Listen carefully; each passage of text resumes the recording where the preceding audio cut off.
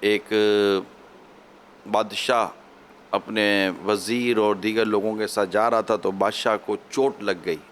تو بادشاہ کو چوٹ لگی تو زخمی ہو گیا بادشاہ. لوگ بادشاہ سلامت، بادشاہ سلامت، وہ جو ہمدردیاں کی جاتی ہیں بادشاہ کے ساتھ وہ ہمدردیاں ہونے لگی. اس پہ اس کے وزیر نے کہا کہ بادشاہ سلامت، صبر کریں، اللہ کے ہر کام میں حکمت ہوتی ہے.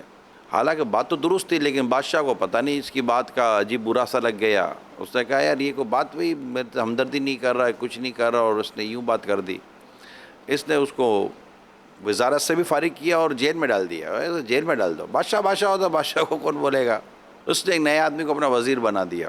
کچھ عرصے کے بعد وہ اپنے لوگوں کے ساتھ شکار کو گیا، نیا وزیر بھی ساتھ تھا. اب شیر ڈھونڈ رہے بھائی، شیر ڈھونڈتے ڈھونڈتے بادشاہ اپنے نئے وزیر کے ساتھ کہیں اور نکل گیا.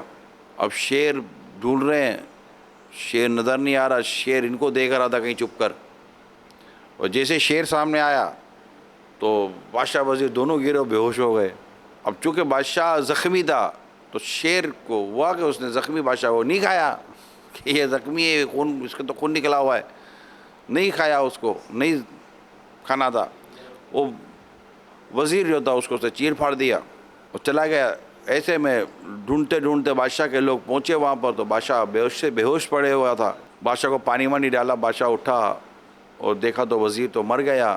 اور شیر نے تو اس کو کہیں کا نہیں چھوڑا. پھر اس کو بات یاد آئی کہ یار میرے کو میرے پرانے وزیر نے کہا تھا کہ اللہ کے ہر کام میں حکمت ہوتی ہے.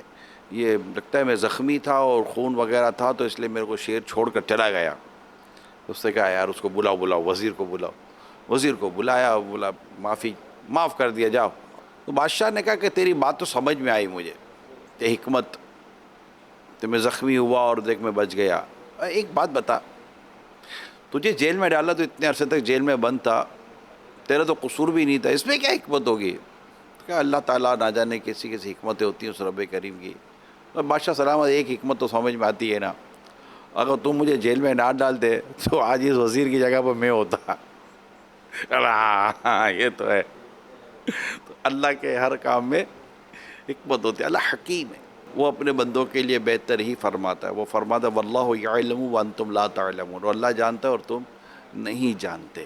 اس وقت جو پریشانیاں ہیں، ان پریشانیوں میں اہم ترین پریشانی کرونا وائرس کی وجہ سے جو لاک ڈاؤن ہے، جس کی وجہ سے ایک تعداد بیچاری گھروں پر